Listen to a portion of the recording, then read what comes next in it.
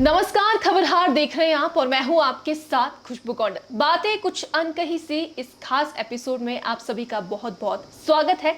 आप सभी जानते हैं कि हर रविवार को हम आपके बीच में खास एपिसोड लेकर आते हैं जिसमें हम आपको हिमाचल के स्टार कलाकारों से आपको रूबरू करवाते हैं। और आज जो शख्सियत हमारे साथ में मौजूद है किसी परिचय की मोहताज नहीं है, बेहद ही उम्दा गायक है और अपनी फील्ड का काफी ज्यादा अनुभव है। अनुभव क्यों ना होगा, क्योंकि गायकी जो है इनके खून में है। क्योंकि जिसकी मैं अभी बात कर रही हूं उनका नाम है परविंदर सिंह नामधारी। इनके पिताजी जो है वो भी एक उम्दा कलाकार है, उम्दा गायक है। बातों का सिलसिला शुरू करते हैं और आपको मिलवाते हैं परविंदर सिंह जी से। सबसे पहले तो परविंदर जी आपका बहुत बहुत स्वागत है। बातों का सिलसिला शुरू करने से पहले हम आपसे कुछ सुनना चाहेंगे अपने दर्शकों के लिए। मैं शुरुआत आज एक बहुत पुरानी गज़ल से शुरू कर रहा हूँ। हंस के बोला करो, बुलाया करो, हंस के बोला करो, बुलाया करो। आपका घर है, आया जा या करो, हंस के बोला करो, बुलाया करो, हंस के बोला करो, बुलाया करो।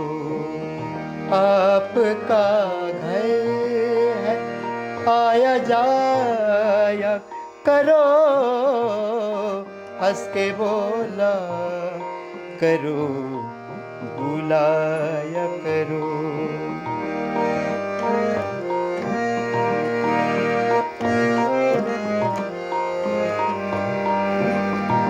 इतनी साकानिवाज तुम हो अदम, इतनी साकानिवाज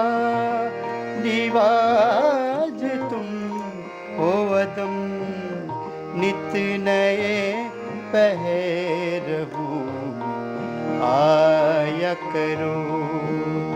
आपका घर है, आया जाया करो, हंस के बोला करो, बुलाया करो, हंस के बोला करो, बुलाया करो। तो बहुत ही प्यारी सी गजल अभी परविंदर सिंह जी ने हमारे बीच में पेश की। तो सर, सबसे पहले तो यहाँ पर जानना चाहूंगी कि आपका जो सफर है कब से शुरू हुआ और आप इस फील्ड में कैसे आए। मेरे संगीत की शुरुआत तो मेरे परिवार से, घर से हुई है। जब बचपन में मेरे ख्याल से 3-4 साल की उम्र में था मैं, तो पापा, मेरे फादर साहब जब जिस टाइम अपनी प्रैक्टिस वगैरह किया करते थे तो मैं उनके साथ पीछे बैठ के गाता था। तो तकरीबन हमारे गांव के सब लोग, सबको उन्होंने जोड़ा हुआ था, सब लोग आके शाम को हमारे घर में आके यहाँ प्रैक्टिस किया करते थे जी। तो वो दौर था, उस टाइम और तो कोई ज़रिया हुआ नहीं करता था, जैसे कोई टीवी या ऐसी कोई चीज़ नहीं हुआ करती थी। एक टेप रिकॉर्डर शायद मेरे ख्याल से उस टाइम हुआ करता था। तो वो उस ज़माने की बात कर रहा हूँ। तो जैसे ही वो कहीं भी प्रोग्राम पे जाते थे तो उनके साथ वो अपनी बेसिक आवाज़ में, जो उनकी मोटी आवाज़, उसमें गाते थे, मैं पतली आवाज़ में उसमें गाता था साथ में। तो इसी तरह सिलसिला घर से स्टार्ट हुआ और शुरू होते होते होते मैंने फिर विधिवत तौर से संगीत की शिक्षा भी प्राप्त की। सोलन में पंडित नारायण दत्त जी से मैंने संगीत की शिक्षा प्राप्त की, जो बघाट रियासत के राजा हुआ करते थे जी। उन्होंने गुरुजी को यहाँ से पूना संगीत सीखने के लिए भेजा था। तो वहाँ मेरे ख्याल से उन्होंने 6-7 साल लगातार सीखने के बाद फिर सोलन में उन्होंने अपनी एक एकेडमी खोली, सुर भारती संगीत विद्यालय करके। तो वहाँ पर मैं संगीत सीखता रहा उसका भी बड़ा एक लंबा सफ़र है। मैं बताना चाहूँगा जी जी। कि जिस टाइम मैं म्यूज़िक सीखता था तो मुझे याद है कि स्कूल से मेरे ख्याल से हाफ टाइम होता था, तो 45 मिनट का एक पीरियड हुआ करता था, मतलब ब्रेक होती थी 45 मिनट की। तो उस टाइम मैं 5 मिनट में ऊपर से भाग के आता था। गंज बाज़ार में हमारे गुरुजी का जी संगीत विद्यालय हुआ करता था, तो मैं 5 मिनट भागने आने के बाद फिर आधा घंटा वहाँ पर मैं गुरुजी के पास सीखता था, फिर 5 मिनट में फिर भाग के स्कूल जाना। तो इस तरह मेरा सिलसिला वहाँ चलता रहा। तो गुरुजी के पास 7-8 साल में लगातार सीखता रहा। क्लासिकल मैंने सीखा गुरुजी के पास। बेसिकली गया तो मैं तबला सीखने के लिए था गुरुजी के पास। गुरुजी ने मेरी आवाज़ सुनी तो मुझे वोकल में डाल दिया, तो मेरे को गुरुजी के पास सीखने का मौका मिला। और मैंने उसके बाद बहुत से गुरुजी के द्वारा ही पर मतलब मेरे आशीर्वाद से मैंने बहुत से मुकाम भी हासिल किए। जी। स्कूल टाइम में कोई भी प्रतिस्पर्धा होती थी तो कितने सालों तक तो मैं हाईलाइट नहीं हुआ बिल्कुल। पापा मुझे सुबह 4 बजे उठा देते थे, जी तो मैं जब 4 बजे उठा देते मुझे बड़ा तंग होता था मैं कि जल्दी उठ जाता था, तो मुझे कई बार गुस्सा भी आता था। पर मैं उठता था, उठ के आंखें मलते मलते ही मैंने फिर उठ के नहाना धोना रियाज़ करना। तो मेरी तपस्या से ज़्यादा बड़ी तपस्या मेरे पेरेंट्स की है। मेरे पापा मेरी मम्मी वो सब सुबह जाग जाते थे, तो मुझे भी एक अलग कमरा हमारा यहाँ ऊपर ही हुआ करता, तो उसमें बैठ के मैं रियाज़ किया करता था, अपनी प्रैक्टिस करता था। तो वो प्रैक्टिस मेरी सुबह 4 बजे से लेके 7 बजे तक मैं लगातार करता। 7 बजे के बाद फिर मैं बिल्कुल बंद कर देता था। तो यही सिलसिला मेरे 5-6 साल लगातार चलता रहा। गांव में भी किसी को नहीं पता था कि मैं संगीत सीखता हूँ। वो जब 6-7 साल के बाद ये सिलसिला जब बढ़ता गया तो फिर कुछ कंपटीशन मैंने फ़ाइट करने शुरू किए, तो मेरे प्राइजेज़ आने शुरू हो गए। फिर लोगों को पता लगना शुरू हुआ कि ये कोई है यहाँ पर। आवाज़ तो आती थी, सड़क तक आवाज़ जाती थी। कहते कोई गाता है, सुबह सुबह पता नहीं कौन गाता है। उनको आइडिया नहीं होता था, वो सोचते थे कि शायद कोई रिकॉर्डर चल रहा है या कोई ऐसी चीज़ चल रही है। तो मुझे मेरे अंकल भी कई आते थे जो भी हमारे, क्योंकि हमारे आरा मशीन वगैरह चक्की वगैरह भी है नीचे लगी जी हुई। तो उसमें सुबह सुबह जब पिसना लेके आते थे तो लोग कान लगा के सुनते थे कि एक आवाज़ आ रही कहीं से, तो बड़े ध्यान से सुनते थे। तो पापा मेरे मुझे उसी टाइम बंद कर देते कि बस, कहते अब नहीं। तो क्यों ऐसा ऐसा क्यों वो होता इसलिए था कि पापा चाहते थे कि मैं पहले अच्छी तरह से तैयार हो जाऊं, मैं उस काबिल बन जाऊं ताकि मैं लोगों के सामने पेश हो सकूं, अच्छा कर सकूं। मतलब संगीत को मतलब एक समय देना बहुत ज़रूरी तो होता यानी है। कि पहला गुरु अपने हाँ फादर जी, को ही मेरे आप फादर मानते हैं? साहब। मतलब थोड़ा सा भी मैं गलत कुछ गाता था तो पापा उसी टाइम टोक देते थे। मतलब ये सोचो कि पहले गुरु मेरे पापा रहे हैं, तो पर लेकिन उनकी कसौटी में हमेशा मुझे उतरना पड़ता था कि यहाँ मैं गलत कर रहा हूँ, इसको ठीक कर। गुरुजी के पास जाता था, गुरुजी के पास से भी डांट पड़ती थी, सीखता था। वो ज़माना कुछ और था, रोज़ ही मुझे तकरीबन डांट पड़ती थी, और वो डांट का ही नतीजा आज मैं कुछ कर पाया हूँ। तो एक सवाल मेरा है कि आपने कहा कि 3-4 साल की उम्र से आपने हाँ गाना जी, यानी कि शुरू कर दिया था। हाँ जी, हाँ जी, तो वो ज़माना और ये ज़माने की यदि बात करें हाँ तो जी। कितना डिफरेंस आपको लगता है? डिफरेंस इतना है कि ये मेरा सौभाग्य है कि मैं ऐसे परिवार में पैदा हुआ हूँ कि मुझे इसी लाइन में डाल दिया गया, जी क्योंकि पापा ने बचपन से मुझे देख लिया था कि ये इसी लाइन में जा सकता है, तो इसका रुझान इस तरफ है। तो आजकल के दौर में हम एक किसी चीज़ से इंस्पायर होते हैं तो जाके हम उस फील्ड में जाते हैं, जी बिल्कुल। लेकिन ये काम मुझे बचपन में मेरे साथ मेरे फादर साहब ने किया, तो मुझे इसी लाइन में डाला। हाँ, आजकल का दौर कुछ इस तरह का है कि पेरेंट्स या लोग टीवी पे जैसे कोई प्रोग्राम देखते हैं, लाइव प्रोग्राम्स भी देखते हैं, या फिर रियल शो जो टीवी पे आते हैं जैसे सारेगामापा हो गए जी या इंडियन आइडल हो गया, तो वहाँ पर जो कुछ चीज़ दिखाई जाती है उससे लोग काफ़ी इंस्पायर होते हैं। तो वो चाहते हैं कि हमारा बच्चा भी ऐसा बने। तो हमारे टाइम में ऐसा कोई मीडिया नहीं हुआ करता था। हमारे पास तो बस वही होता था कि अगर पेरेंट्स ने ये कह दिया तो यही करना है। हाँ, मुझे इस बात की खुशी कि मेरे घर में संगीत का माहौल था, जी। तो मैं इस लाइन में लग गया। अगर नहीं होता तो शायद पता नहीं मैं करता कि नहीं करता। पर हाँ, जीन्स में था मेरे म्यूज़िक। तो आगे भी जीन्स में चल रहा है हाँ ये हाँ, सब? चल रहा है। मेरा बेटा भी गाता है। बेटा मेरा बहुत अच्छा गाता है। तो सर एक सवाल मेरा आपसे है, जैसे आपने अभी सूफी यहाँ पर गा के बताया, क्लासिकल आप ज़्यादातर गाते हैं? मैंने क्लासिकली ज़्यादा मेरे गाया है। पर जहाँ तक मेरी सोच, मैं अपने नज़रिए से मैं संगीत को एक ऐसा प्लेटफॉर्म मानता हूँ कि वो क्लासिकल तो हमारे को आना चाहिए, क्योंकि फाउंडेशन वही है। जी। अगर हमारी फाउंडेशन मजबूत नहीं होगी तो हम उस पर एक इमारत नहीं खड़ी कर सकते। तो फाउंडेशन के लिए तो म्यूज़िक का जो बेसिक है वो क्लासिकल है।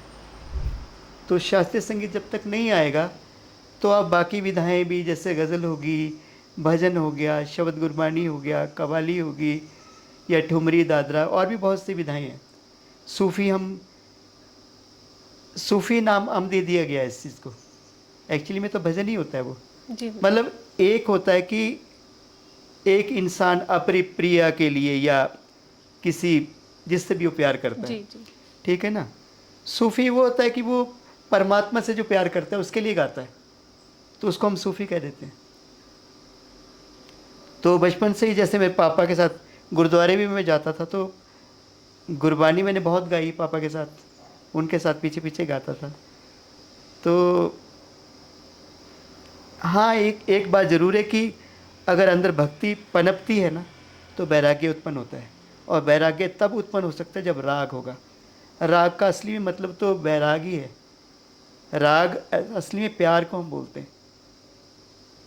तो प्यार उस परमात्मा से कर लो, उससे बड़ी बात तो कुछ नहीं है। तो सर गायकी से जो चित्रकला है वो भी आप अच्छी करते हैं, काफ़ी ज़्यादा तारीफ़ें आपकी सुनी है, और पेंटिंग्स भी आपकी हमने देखी, और मूर्तिकला भी काफ़ी अच्छी आप करते हैं। तो इसमें आपकी रुचि कहाँ से हुई?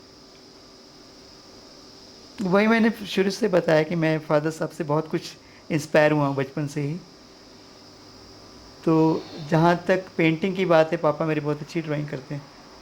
उनका अपने टाइम में रिकॉर्ड था, मैकेनिकल इंजीनियरिंग मेरे पापा ने की थी। अच्छा। तो उस टाइम जो इनकी जो पेंटिंग्स अभी भी इनकी जो फाइल में देखता हूँ, तो जो बारीकी से काम इन्होंने किया है वो मैं जब देखता था तो मेरे अंदर भी एक इच्छा जागृत होती थी कि मैं भी ऐसा कभी करूँगा या मुझे भी आएगी। मेरे को वो दौर भी याद है कि मैं ड्राइंग में फेल भी होता था। रियलिटी है, होता था। लेकिन एक दौर ऐसा भी आया कि मेरे को वो सब चीज़ें आनी शुरू होगी। हाँ, ये ज़रूर था कि मैंने बहुत स्ट्रगल किया, मेहनत करता था। दिन में कम से कम कितने सारे स्केच में बनाता था, काफ़ी सारे स्केच बनाने, प्रैक्टिस करनी, बार बार बनाने, पापा को दिखाने। तो पापा ने 50 नुक्स उसमें निकाल देने कि यहाँ नहीं, ऐसे नहीं, ऐसे। तो उससे मैं डोला नहीं। मतलब ये है कि मेरे को अगर मैं वहाँ पर थोड़ा सा भी अपने आप को डिमोरलाइज कर लेता तो मैं शायद नहीं आगे बढ़ पाता। पर एक कि जैसे जैसे पापा मुझे बोलते गए तो मैं उसको और अच्छा करने की, नेक्स्ट टाइम और अच्छा करने की कोशिश करता था। उसी वजह से फिर मेरे को पेंटिंग करनी आ गई। और स्केचिंग के बाद फिर वाटर पेंटिंग, ऑयल पेंटिंग, पता नहीं क्या कुछ किया, बहुत कुछ किया। वो दौर ही ऐसा सा था। उस टाइम कंपटीशन भी बहुत हुआ करते थे, on the spot painting competition, उसमें भी बहुत फाइट किया। सोलन में होते थे on the spot painting competition हुआ करते थे। लॉयंस का क्लब वाले करवाते थे, रोटरी क्लब वाले करवाते थे, नवचेतना कला मंच, पता नहीं कितने क्लब्स थे सोलन में, फिलफॉर्ट क्लब वगैरह, जी। जी। ये ऑर्गेनाइज करते थे उस टाइम प्रोग्राम्स वगैरह। तो हम तो स्कूल से पार्टिसिपेट करते थे। तो मुझे याद है कि जब मैं कभी वो पेंटिंग जब बनाता था तो शुरुआत जब करता था तो मैं बनाते बनाते जब वो लास्ट के मतलब 10 से 15 मिनट जब रह जाते थे ना, तो लोगों का झुंड ऐसा इकट्ठा हो जाता था चारों तरफ से। लोग ऐसे ध्यान से देखते थे कि यार पहले तो कुछ भी नहीं था, ये बाद में ये कैसे बन गया, इतना बढ़िया कैसे बन गया। तो वो कुछ और ही टाइम था। यानी कि अपने पिताजी के नक्शे कदमों पर हाँ आप जी, हाँ जी, चले, और बिल्कुल बिल्कुल बिल्कुल। उन्हीं से मिला है मुझे जो कुछ भी मिला है। हाँ, बाकी तो उस परमात्मा की देन है, जो भी मैं बोल सकता हूँ। तो परमिंदर जी, काफ़ी सारे बड़े बड़े शोज़ में आपने एज अ जज भी काम किया है हाँ और जी। काफ़ी जगह परफॉर्म भी किया है, और जहाँ पर परफॉर्म किया है वहाँ पर आपने जजमेंट भी किया है। तो परफॉर्मर से जजमेंट तक का सफ़र कैसा रहा? हाँ, स्कूल टाइम से मुझे याद है कि मुझे डिस्ट्रिक्ट लेवल, फिर स्टेट लेवल, स्टेट से मैं नेशनल तक गया हूँ। तो मैं ज़्यादातर क्लासिकल ही गाता था। तो क्लासिकल में स्कूल में भी मैं मतलब स्टेट तक ही हमारे को आगे तो लेके जाते नहीं थे वो। तो कॉलेज में ज़रूर मैं आगे गया हूँ। पहले डिस्ट्रिक्ट लेवल का, मतलब ये अपना कॉलेज कैडर जितने भी हमारे होते थे हिमाचल के कॉलेजेस, जी। उसमें होता था। फिर इंटर यूनिवर्सिटी का अलग से होता था। तो वहाँ तक मैंने फ़ाइट किया है। और फर्स्ट मेरे ख्याल से मैं होऊंगा सोलन डिग्री कॉलेज का स्टूडेंट होऊंगा जिसने फर्स्ट टाइम अपने कॉलेज को क्लासिकल में फर्स्ट प्राइज़ में लेके आया था उस टाइम। मुझे याद है मेरे ख्याल से हमीरपुर में कॉलेज में हुआ था शायद वो यूथ फेस्टिवल, तब मुझे याद है। हमीरपुर गया हूँ, पालमपुर में ओपन यूथ फेस्टिवल हुआ था, उसमें भी मैं विनर रहा था। जी। और वहाँ सिलेक्शन होने के बाद फिर मैं कैलकटा नेशनल के लिए गाने के लिए गया था। और उसके बाद फिर मेरी कैलकटा के बाद मैं उससे नेक्स्ट टाइम चेन्नई भी जाके नेशनल के लिए मैं तो जब मतलब हिमाचल चार से पांच कोई बार। बाहर जाता है हाँ जी। तो बाहर किस तरीके से, यानी कि देखा जाता है जब आप बताते हैं कि मैं हिमाचल से हूँ? हाँ, पहले बड़ा दुख भी होता है इस बात का कि हिमाचल से ज़्यादातर कहते हैं ना कि लोग पहाड़ी होते हैं और पहाड़ी संगीत ज़्यादा करते हैं। जी। तो उनको लगता नहीं कि ये कोई क्लासिकल भी गाता होगा यहाँ से। तो पहले तो वो ऐसे इग्नोर सा ही मारते थे, मुझे याद है जब मैं गया था। लेकिन जब गाना सुनते थे तो फिर वो बेचारे बैठे रहते थे, ध्यान से सुनते थे। फिर वो मुझे ज़रूर अप्रिशिएट करते थे, आके मुझे बोलते थे कि "ते आपने बहुत प्यारा गाया, लेकिन बहुत आजकल अच्छा गाया।" देखा जा रहा है कि ऑटो ट्यून का काफ़ी ज़्यादा इस्तेमाल हो रहा है, तो उससे कहीं न कहीं जो वाक़ई में जो इनकी आवाज़ अच्छी है, कहीं न कहीं वो लोग उनकी जो उनका जो निखार है वो छिप जाता है। तो कितने सहमत हैं आप इस बात से? देखो जी, ऑटो ट्यूनर एक इलेक्ट्रिक डिवाइस मैं बोल सकता हूँ उसको, जी। कि आपने उसको कनेक्ट किया और आपकी आवाज़ सुर में आ जाएगी। लेकिन हम तो रोज़ ही अपने आप को सुर में करते हैं। रोज़ बैठते हैं कि बैठ के रियाज़ करते हैं। रोज़ जितनी भी गलतियाँ होती हैं, अभी भी मैंने गाया, मुझे पता है मुझे मेरी कहाँ-कहाँ गलतियाँ हुई है। जी। क्योंकि इतनी पुरानी चीज़ गानी, अब आप सोचो कि आज से जब मैं +2 में था, मेरे ख्याल से 93 की बात है, 93। तब मैं ये गज़ल गाता था। तो आज वैसे ही अचानक मेरे दिमाग में आ गई मैं क्या गा सकता हूँ ऐसे मौके पे। तो आप लोग हम घर में आए हुए, तो मैं इसलिए मेरे दिमाग में आ गई। तो तो इसलिए मैंने वो गज़ल गाई है। तो समय बदलता रहता है, लेकिन ऑटो ट्यूनर की आपने बात की ना, रोज़ ही अपने आप को ट्यून करना चाहिए मेरे ख्याल से। तो जितना अपने आप को सुर साधना में हम रखेंगे, पर एक ही आप सुर साधक ज़रूर बनो, लेकिन एक अच्छे गुरु के पास शिक्षा ज़रूर प्राप्त करो। क्योंकि जब तक आपकी शिक्षा, उसमें निखार तभी आ सकता है जब अगर आपके पास गुरु अच्छा होगा। क्योंकि आजकल का जो म्यूज़िक है ना, खासकर जो बड़े बड़े शोज़ होते हैं, मेला हो गया, मेले में कुछ और तरह का म्यूज़िक होता है।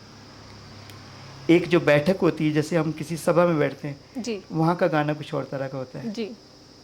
हाँ, संगीत की कोई महफ़िल होती है तो वहाँ पर गाना कुछ और होता है। लेकिन एक सबसे अच्छी बात है कि सब संगीत से जुड़े हुए हैं।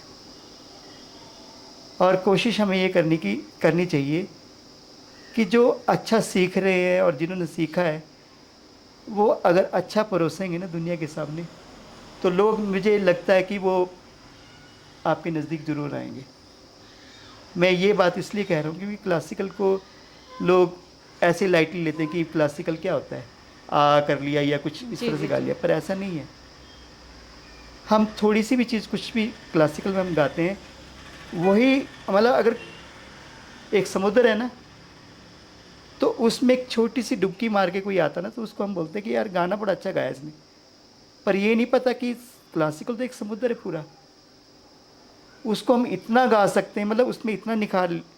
एक राग को हम पहले शुरू में जब हम सीखते हैं तो हार्डली 5 मिनट 10 मिनट उसका स्थाई गा लिया, एक अंतरा गा लिया, पर लेकिन उसके बाद उसके अंदर हम गुरुजी से जब कुछ सीखते हैं कि उसमें वेरिएशन कैसे होती है, उसमें गाने में भाव कैसे प्रकट किया जाता है, तो वो सारा आकार से होता है। या फिर जो आपके अंदर कहते हैं ना कि एक इंसान जिस तरह का होगा ना, वैसे ही गाना आपके सामने वो पेश करेगा।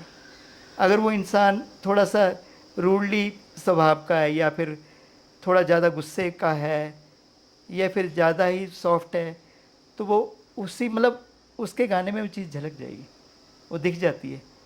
इसीलिए संगीत सीखना बड़ा ज़रूरी होता है। कि अब सोचो कि एक प्यार से कोई बात कहने वाली है और आप उसी प्यार की बात को गुस्से से बोल दो तो क्या होगा, मज़ा नहीं आएगा ना।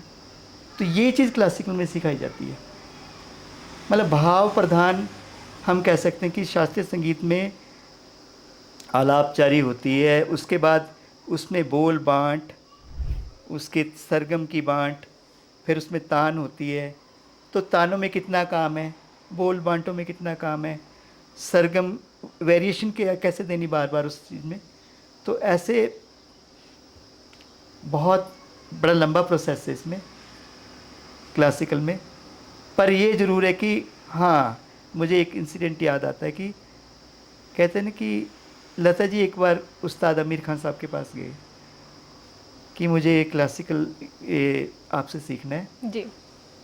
तो उस्ताद आमिर खान साहब कहते कहते कि कहते जो तुम 5 मिनट में गाती हो, कहते तुम मेरे पास क्या सीखोगी। कहते लता जी को आपने सुना ही है, जी बिल्कुल। तो उनकी गायकी इतनी प्रबल, मतलब इतना सुरीली गायिका थी वो, मतलब थी नहीं मैं कह सकता, उनको है कहूँगा, क्योंकि वो तो जुगाड़ जगह, मतलब जब तक ये संगीत ये दुनिया है तब तक उनका नाम रहेगा।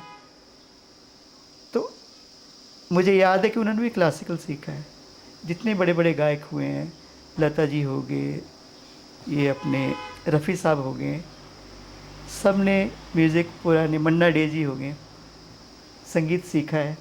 सीखने के बाद क्या होता है कि एक कॉन्फिडेंस आ जाता है बच्चे के अंदर, और कॉन्फिडेंस आने के बाद फिर वो इजी होके कोई भी चीज़ उसको मिलती है गाने को, नोटेशन दिखेगा उसको गा लेगा। क्योंकि एक ही राग में कितने कितने गाने, बहुत सारे गाने।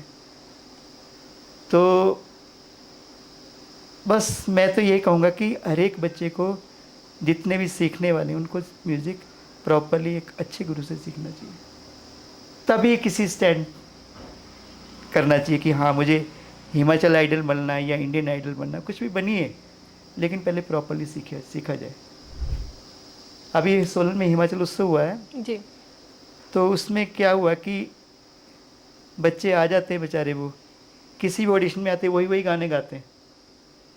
पहले दिव्य हिमाचल का ऑडिशन हुआ, फिर हिमाचल उत्सव का ऑडिशन हुआ, तो उसमें भी वही गाना गा रहे हैं। वो दूसरे में आ रहे तो उसमें भी वही गाना गा रहे हैं। वो 4 5 6 7 8 उन्होंने गाने तैयार किए हैं, जी। वही ऑडिशन के लिए, वही फिर वो आगे परफॉर्मेंस के लिए करते हैं। दुख इस बात का होता है कि भैया 4 5 गाने से कुछ नहीं बनेगा। आपको प्रॉपर कम से कम पता तो हो कि ये आप जो गा रहे हो ये कि है क्या एक्चुअली में, कहाँ से निकला ये, उसका बेसिक ही नहीं पता है। तो मैंने उनको भी समझाने की कोशिश की, मैं कहा बच्चों आपको सीखना चाहिए, आवाज़ें आपको भगवान ने बहुत अच्छी दी है।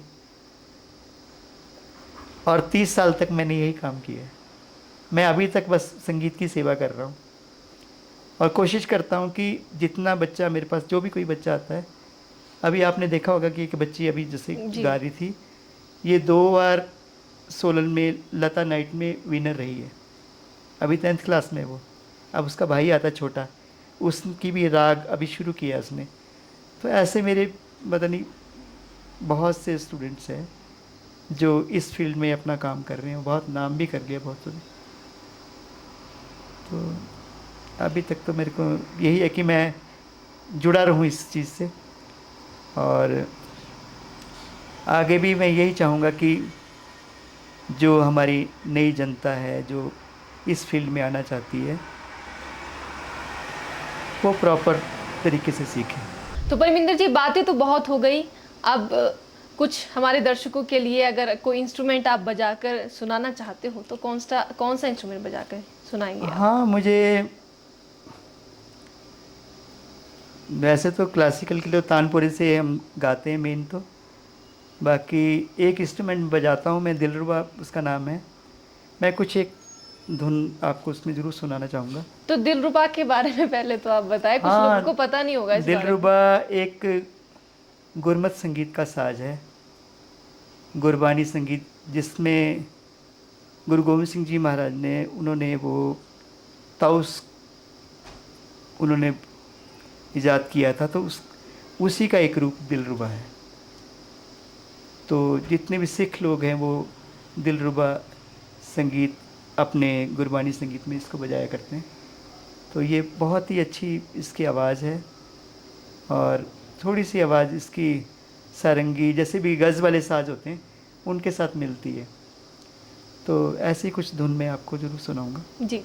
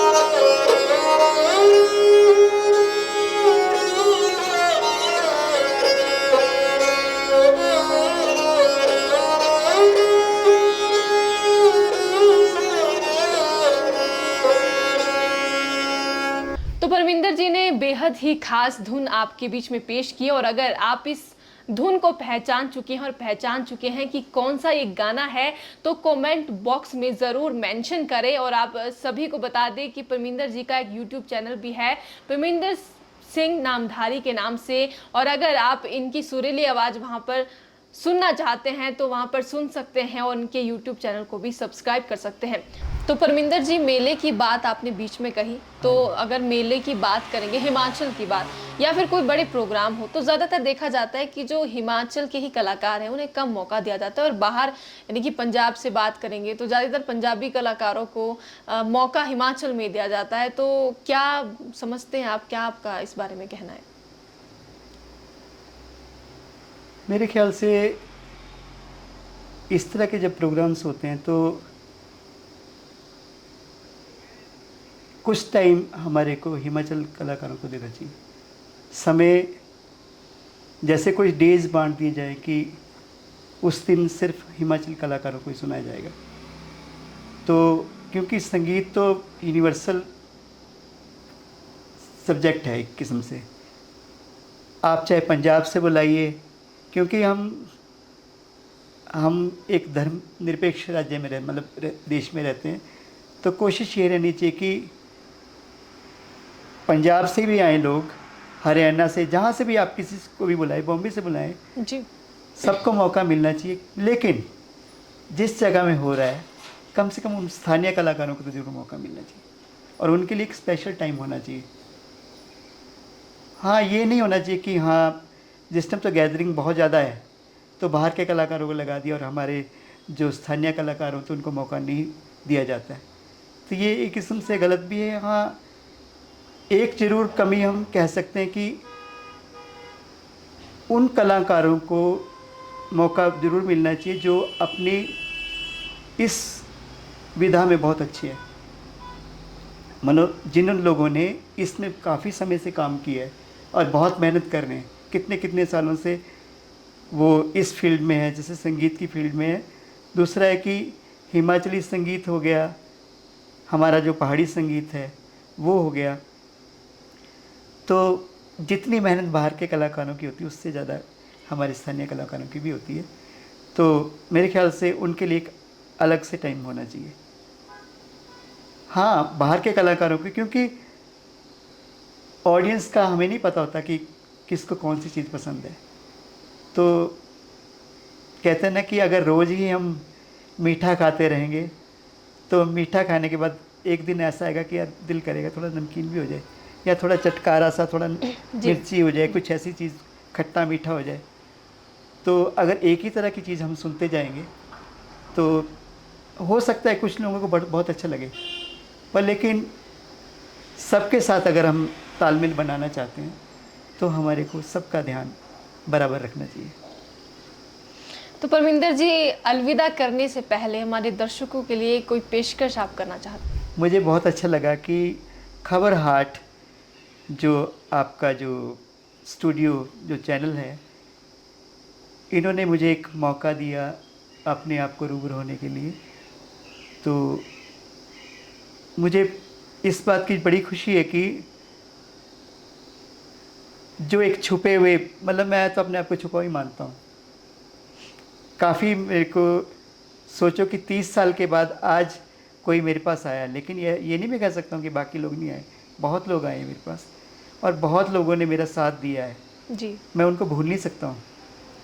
चाहे वो संगीत की फील्ड में ले लो, जहाँ जहाँ पर भी मैंने काम किया है। सबसे पहले मेरी शुरुआत दाला घाट में हुई थी। जी। दाला घाट डीएवी से, फिर डीएवी कुम्हारहट्टी, कुम्हारहट्टी के बाद अकाल अकेडमी बड़ू साहब, eternal divine college of eternal music की वहाँ पर एक यूनिवर्सिटी है, तो उसमें भी मैंने काम किया। मतलब बहुत सी जगहों पे काम किया। वो अभी भी मुझे वो लोग याद करते हैं, बड़ा प्यार करते हैं। तो उन्हीं की बदौलत बस जो कुछ भी आज मैं कर पा रहा हूँ, ये सिर्फ आपने आज मुझे एक प्लेटफॉर्म दिया है, तो मैं उनका सबका धन्यवाद भी करना चाहूँगा। तो लास्ट में मैं आपको एक छोटी सी गज़ल, मन तो कर नहीं रहा है मतलब, पर मैं सुनाऊँगा कुछ एक गज़ल आपको। मतलब गज़ल भी इस तरह की है। जी।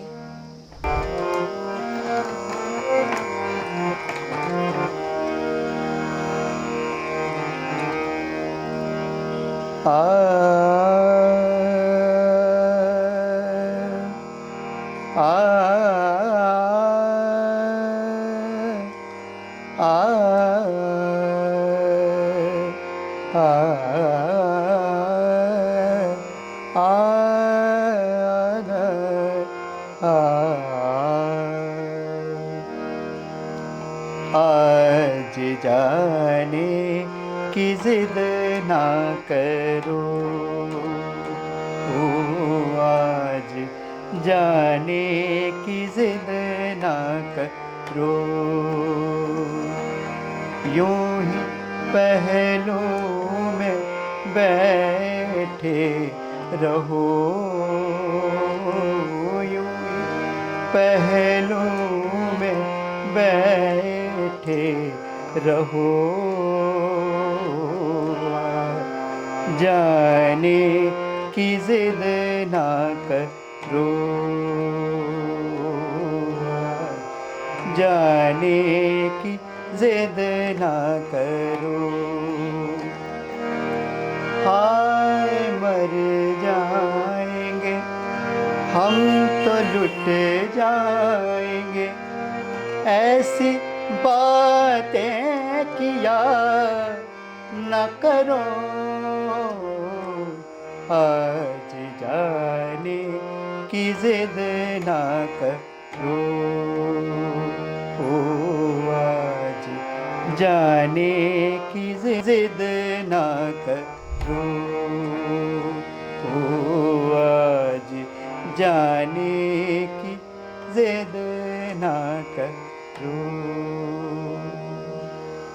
बहुत खूब। तो परमिंदर सिंह आज हमारे साथ में मौजूद थे, मधुर आवाज के मालिक है और अपने पिताजी के नक्शे कदमों पर चलते हैं और आदर्श एक बेटे हैं। और हालांकि इन्होंने कहा कि जीन्स जो है अभी भी बरकरार है, इनके जो बेटे हैं वो भी सिंगिंग लाइन में ही है और आपको रूबरू परमिंदर सिंह से करवाया और अगला जो एपिसोड रहने वाला है उसमें भी किसी स्टार कलाकार से आपको रूबरू कराएंगे। फिलहाल इतना ही, देखते रहें खबर हाट हिमाचल। धन्यवाद।